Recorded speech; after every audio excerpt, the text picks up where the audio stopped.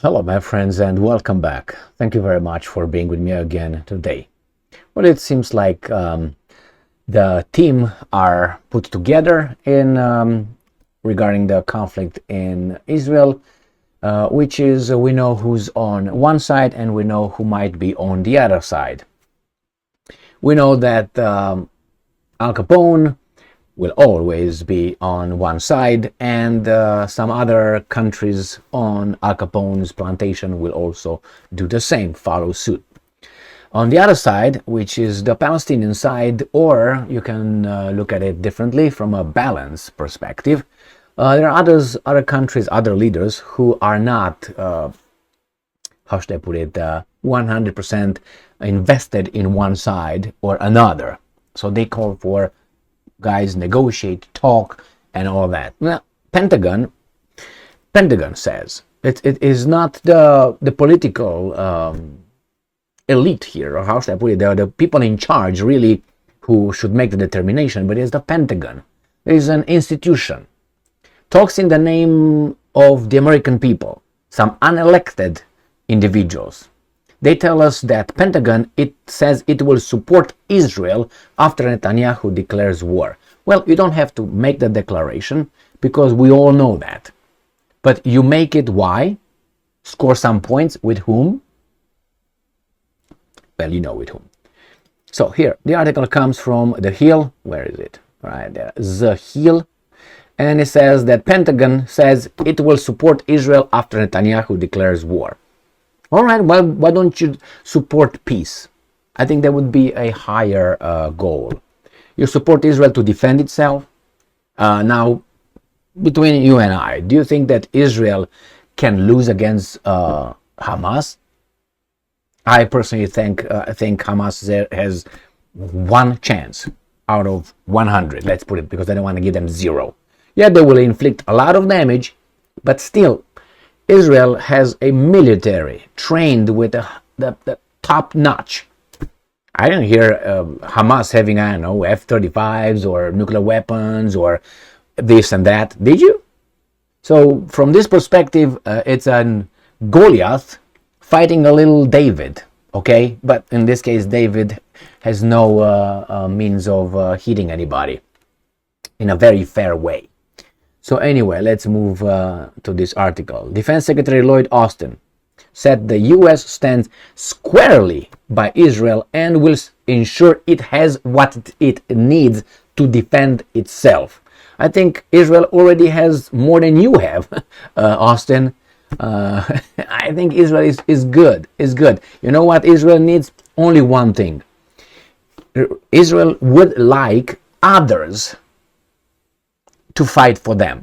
That's all they would demand. Nothing else. They have the people, they have the military, they have the know-how, they're good at it.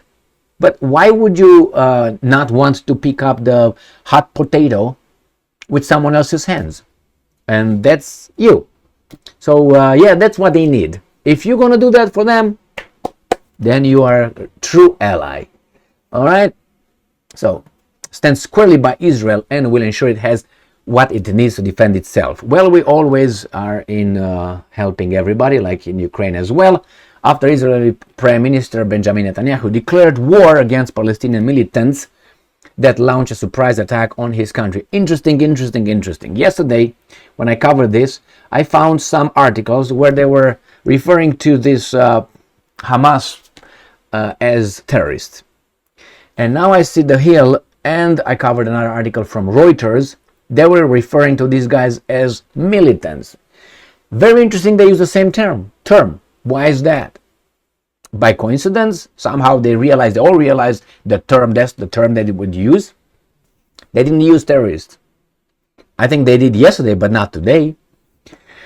Anyway, I'm just in an observation. I can call them however I feel. I'm just pointing out how these guys call them and how they are changing certain things.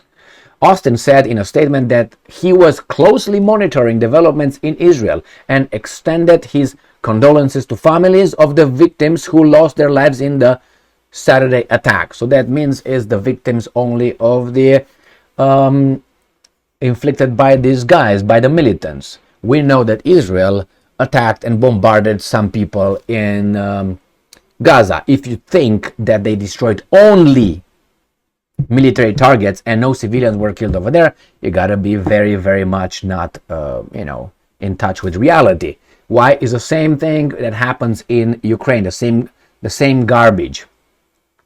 Those guys are killing only this, but these guys never kill over their civilians or anything like that. So again, for me, this little statement here showed me that this guy is not really a guy who's interested in human life per se. He thinks that certain human life is more important than another human life, because I guarantee you there are civilians dead on both sides. So if he really wanted to be superior, let's put it this way, or objective, he would have said that he denounces the on both sides and civilians and all that. That's why I would say, at least, I think it would be better than saying only the victims of the Saturday attack. That tells you only one side. Now imagine that Austin, who's in charge supposedly of our military, has a problem with a certain group in the United States of America. Let's say somehow he has some grievances against one particular group. Are you comfortable with that? Are you comfortable the way he thinks, with the way he thinks? Maybe he's going to say, now we have another one. We have Milley, an idiot, Mark Milley, going out. Check him out, who comes in. What if these two guys, supposedly in charge of the United States military, have some grievances against one particular group? And they think the way this guy thinks, which is not objective. But they have, I'm with you, not with you at all. Civilians here don't matter, only these civilians matter. What if they apply the same thing in the United States of America, God forbid, under certain kind of circumstances? What do you think will happen to some? Do you think he's going to bring his objectivity at that point and going to say, no, we're all Americans and victims, we're going to stop this equally? Or he's going to say, no, it's payback, fuck off. Well, I'm just, maybe you should ask yourself some questions regarding this issue. And I'm quoting, our commitment to Israel's right to defend itself remained unwavering. Yes. What are the limits of self-defense? I'm always for self-defense, but with limits. Well, I think that here this guy is just a, open, or how do you call it, blank check. Austin said, over the coming days, the Department of Defense will work to ensure that Israel has what it needs to defend itself and protect civilians from indiscriminate violence and terrorism. It's all about Israel over here. Not civilians, Palestinian. I haven't heard anything about that one. Well, let's say you're a Palestinian that are not involved in this. Let's say you don't support any. You don't support Hamas. You don't support Israel. Don't support anyone. And you hear this. What do you think this guy is going to do? Is going to love America per se in general? Or is going to say, what the fuck is this? So this is the way some people over there that might be somewhere or nowhere on the issue, in the middle, they hear this over and over and over again. What do you think they will think? Wait a minute, what about me? What about our people? What about our nation? Our civilians don't matter? So then you create this kind of, animosity, to use a little euphemism here, against a country and people, because some idiots in charge of those people make this kind of statements. Because I know the American people are more, objective, and they say, civilians and so on. But these guys are the foreign policy of the country, of the nation, that these guys are seeing and hearing.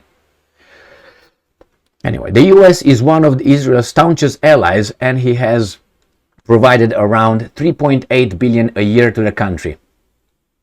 Look deeper into that and you're going to find out other numbers and certain kind of aid that is not, you help, but then you don't expect to be paid back. And anyway, 3.8 is just what you see at the surface. I would like to refer you to a crazy guy who had an accident, man. I thought this kind of accidents only in Putin's world, in Putin country, exist, when you have people having accidents, falling with their little tractor and having ribs broken. His name is Trafficant. Used to be. What was his first name? Trafficant. He was a U.S. Representative in I can't 1980s, 90s. Anyway, he went to prison because certain reasons and so on. And when he came back, he had made some statements regarding the aid. You can still find it, I think. What's his name? Trafficant. Let me look for his name. Trafficant. I can't remember his first name, but I will find him for you. Here he is. His name is James Trafficant, right here. He's a strange person, but anyway, he died with an accident on his ranch when he just fell in his while he was driving his little tractor behind the barn. Anyway, if this would have happened in Russia, Putin did it. Here, no, it was just an accident with broken ribs and shit. Anyway, you can still find some, let's see if it has controversies here somewhere. Incarceration, release, post-prison, accident, and death. Anyway, you can go and watch a video talking about the aid that Israel gets, and that's just one example. It doesn't really matter. The fact here is that the United States of America is really on one side here, and the other side sees it. And I'm not talking about Hamas. I'm talking about Palestinians.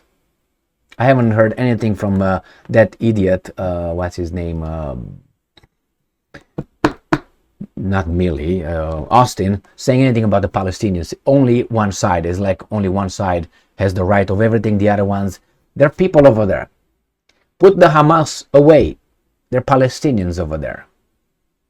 What about those civilians? Don't they matter? Anyway, my friend, it says militants launched more than 2,000 missiles and stormed Israel from multiple directions after infiltrating the border. The most recent death toll has at least 250, let me show you, Israelis dead in the country. How many Palestinians dead? No, 0? The Palestinians are reading this. I don't see any missiles by these guys. This is what? This is the hill. Now this is, it's not how should I put it, an idiotic outlet, right? I think it's a respected one. And you can sense what these guys are trying to do here. I mean, I'm going to look down and see whatever they go. That's it. I thought the article is longer than that. Nothing. And here they blame Netanyahu for all that. For some, not all that. The latest clashes came after decades of violence between Palestine and Israel, which has only picked up in recent months following more controversial policies under Netanyahu's far-right government against Palestinian communities. There you go. So they want this guy out. So this guy right now is like Putin. They want Putin out. Everything is Putin. She doesn't perform. It's Putin's fault. I know the train is late. Putin's fault. You get fired. Putin's fault. All that. So Netanyahu uses this war as be united. We have this enemy together now. You can't create problems. The state of Israel will unravel and so on. Will not unravel. Guarantee you that. They will not. No, that's not going to happen. So anyway, this is an example of how the U.S. military shows you exactly what they're going to do. And the problem is this is the U.S. military, is not Biden, Biden said kind of the same thing, we're going to do this and we're going to do that and screw the other side. Okay, well, the problem is they expect the world not to see this. And they think that they are really, I don't think they think that. I think they know what they need to do. And the key word is they know what they need to do. We're saying this. When other people from other countries, other nations, see this kind of one-sided view on all that, and then they will start loving you and I, because they equate us with the idiots in charge of us, which they don't understand that we are not together in this. You understand that we are just the victims of all those guys. But how can you make them understand that? You can't, because most people here don't know that either. They don't understand that it is them and us, which is over there. Big interest, which is money, with the help of military-industrial complex and the intelligence community. Those guys are really the enforcers. Those are the guys. And then after that is the politicians who are supported by the interest, with the military who's going to promote through the politicians the big business interest around the world, and you have the mass media to tell us the narrative that those guys want to be told. Why? Because they're owned by the same interest. And we are down here and we vote and we fight with them, one another, because one is fatter than the other one, or one wants to cut his cock off, or the other one is black, the other one is white, the other one is tall, the other one is short, the other one is whatever. They keep us fighting here at a level of garbage, of cockroach level. While they're over there, they keep us. And people from outside, they don't understand that. They equate those guys, elected officials, by us because we participate. We have a voice, man. There's some freedom and democracy here. Okay? Those don't understand that we are as much as victims as they are. The problem is they get bam, bam, bam, bim, bim, bim. We don't. Sometimes, when this guy is going to get to a certain extreme, they will do that. I mean, they don't have to. They keep us happy with the drugs that they allow us to have prescribed or not prescribed, make it legal with the consumption of those things. They keep us, they want us to work, not communicate, not interact, don't ask questions, and don't speak out loud about those questions, or maybe provide some answers. So this is the level of our democracy. While you produce and stay in the basement and you order through Amazon, don't go and buy shit. Maybe you should, but not really. They're going to tell us pretty soon how far we can travel from home and with what kind of vehicle. Bicycle, or by what means? Walking? Not even that, because if you walk, it's going to be CO2 emission. You can't have that. My friends, we are modern slaves, economic slaves, and yes, this is a kind of a matrix here. Matrix, let's put it this way. They suck our energy and our work for our good life that we have compared with others. All right, that's all. And they are the owners of this planet. And when those owners are opposed by other guys strong enough, they ask us to support them through their media. So yes, right here it's clear what's going on. The Arab League chief is visiting Moscow. Why is he not visiting Washington, D.C.? Well, maybe for this reason. One of them. Thank you very much for being with me again today. Stay strong, stay smart, look for the truth, and be just.